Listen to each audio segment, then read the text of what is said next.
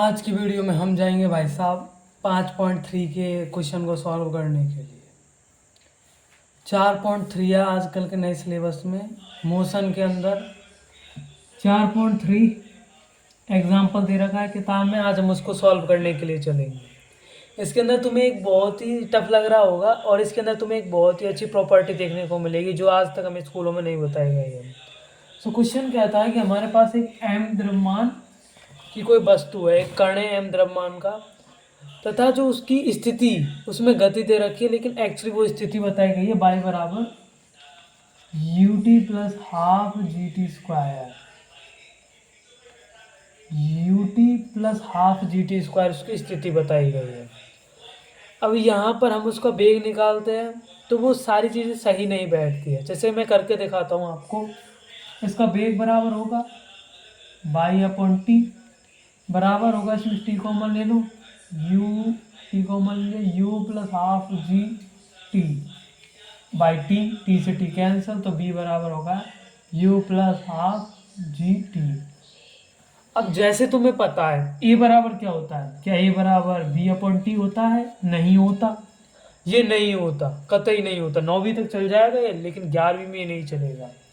a बराबर होता है b minus u upon T, ये चलता है 11वीं में। या फिर ये बराबर लिख सकते हैं हम d b upon d t. तो एक प्रकार से मैं कहूँ तो यहाँ पर तुम देख सकते हो u की आवश्यकता है, प्रारंभिक वेग की आवश्यकता, और प्रारंभिक वेग कहीं नहीं दिया गया है। प्रारंभिक वेग नहीं दिया गया है। अब तुम कहोगे इससे निकाल लो ना। अरे इससे निकालने में जितनी बड़ी कैलकुलेशन होगी ना उसको तुम छोड़ ही दो। तो यहाँ पर हमें सिर्फ b का मान चाहिए, तो हम इस वाले को यूज करेंगे ना, सीधे वाले को यूज करेंगे। क्यों करेंगे? हम टेढ़े वाले को यूज, तो इसका यूज करेंगे अब हम यहाँ पर, ठीक है। तो इसका यूज करने का तो b बराबर क्या होता है? b बराबर होता है, सीधी सी बात है, D S upon d t. यहाँ पर एस की जगह बाई दे रखा है तो मैं यहाँ पर बाई लिख सकता हूँ, एस की जगह यहाँ बाई दे रखा है, बाई लिख सकते हैं, ठीक है। तो b बराबर क्या होगा? D upon d T of U T plus half G T square, ठीक है। अब तुम्हें पता होगा, तुम पे अवकलन आते होंगे, तो b बराबर होगा D upon d T of U T plus half. अब हाफ एक कांस्टेंट है, हाफ एक कांस्टेंट है, इसको हम बाहर ले लेते हैं, मल्टीप्लाई बाय डी। यहाँ पर जी भी एक कांस्टेंट है, जी भी एक कांस्टेंट होता है, गुरुत्वीय त्वरण का मान 9.8 होता है ना, ये सदैव कांस्टेंट रहेगा चाहे तुम कहीं भी चले जाओ। हाँ, अर्थ के अंदर कहीं तुम मून पे जाकर देख रहे हो ग्रेविटेशनल फोर्स, तो मैं इसको लिख सकता हूँ 1/2 g multiply by d upon d t. यहाँ पर क्या बचा? फिर यहाँ से देख सकते हो टी स्क्वायर बचा। अब तुम्हें एक चीज नहीं पढ़ाई गई स्कूलों में कि समत्वरित गति में प्रारंभिक वेग u बराबर 0, प्रारंभिक वेग कांस्टेंट रहता है। प्रारंभिक वेग जो होता है वो कांस्टेंट रहता है, जीरो होने की जरूरत नहीं, लेकिन कांस्टेंट रहेगा। It can equal zero, it can not equal zero, दोनों में से कुछ भी हो सकता है, लेकिन ये हमेशा कांस्टेंट रहेगा। तो कांस्टेंट है, यहाँ से बाहर ले लो, u d t upon d t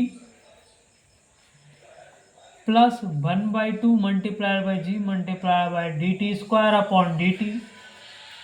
तो b बराबर क्या आ जाएगा? देखो डी टी से डी टी कट गया, चाहे तो तुम ऐसे कर सकते हो, फिर समाकलन करोगे, सॉरी अवकलन करोगे तो ये आ जाएगा t की पावर 0, और t की पावर 0 होता है 1, तो इसको हम ले सकते हैं u मल्टीप्लाई बाई 1 प्लस 1/2 जी, तो चल ही रहा है। अब टी स्क्वायर का अवकलन करेंगे तो टी स्क्वायर का अवकलन होता है 2t स्क्वायर, ठीक है, होता है n टी की पावर n-1, ये होगा। तो यहाँ पर n बराबर क्या है? 2 है, तो 2t की पावर 2-1 1, तो हो जाएगा 2t। तो b बराबर दे दिया हमें u plus 1/2 multiply by g multiply by t, sorry 2t। यहाँ पर 2 से 2 कट जाएगा, कट गया 2 से 2, तो ये बचा b बराबर, यहाँ पर लिख देता हूँ मैं, यहाँ पर b बराबर क्या बचा भाई? u प्लस जी टी, ठीक है। अब यहाँ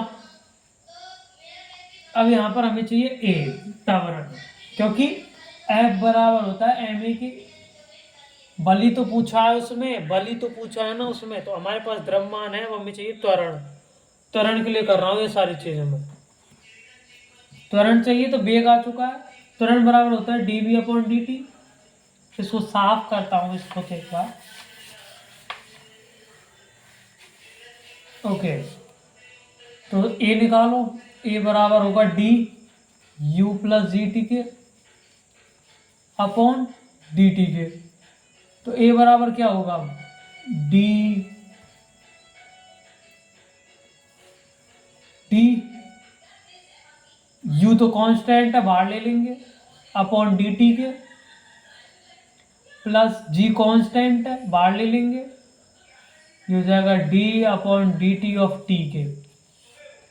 सो ए बराबर क्या आ गया, देखो भाई यू कांस्टेंट है, यू कांस्टेंट है। अब जब यहाँ पर कुछ भी ना हो, रिक्त हो, तो इसे हम जीरो मानते हैं, तो ये हो जाएगा यू मल्टीप्लाई बाय जीरो। ध्यान रखना यहाँ पर यदि कोई अंक नहीं दिया गया, सिर्फ सापेक्ष अंक है, यहाँ पर कोई अंक नहीं है, तो इसे हम जीरो मानेंगे। तो you multiply by zero upon, यहाँ पर तो टी है, मतलब ये हो जाएगा टी की पावर जीरो बराबर होगा क्या, वन। तो हो जाएगा जी मल्टीप्लाई बाय वन। तो ए बराबर आ गया जी के, तो एफ बराबर क्या होगा, एम जी के। आंसर समझ गए, यही तक था आज का हमारा लेसन। हमें क्या जानने को मिला, हमें ये जानने को मिला कि कहीं पर भी हमें यदि पूछे कि उसको त्वरण क्या है, वेग क्या है, तो हम इस डीबी वाले फॉर्मूले का यूज करेंगे। ये ज़्यादा एक्यूरेट होता है 11वीं 12वीं के लिए या आगे जाने के लिए, ये परफेक्ट है। ये इसका यूज मत करना बी अपॉन टी, ये तो 9th तक चलेगा।